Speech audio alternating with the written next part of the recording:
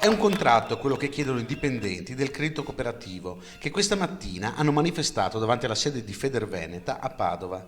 Sono 5.000 in Veneto, circa 2.000 nella nostra provincia.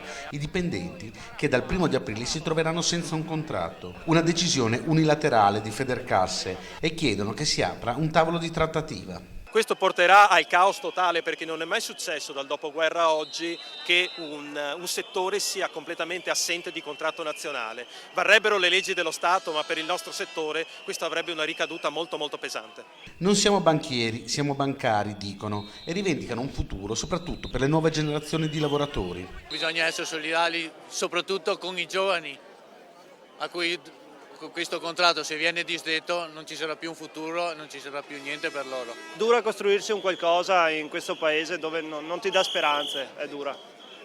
Viene voglia di andare via, di andare all'estero, di cercare qualcos'altro. Perché è l'ora di manifestare, noi bancari non amiamo metterci in piazza, ma adesso è l'ora di dire basta. Se non si trovasse un accordo, i lavoratori si vedrebbero tagliati dei diritti acquisiti negli anni, come il fondo sanitario o i buoni pasto.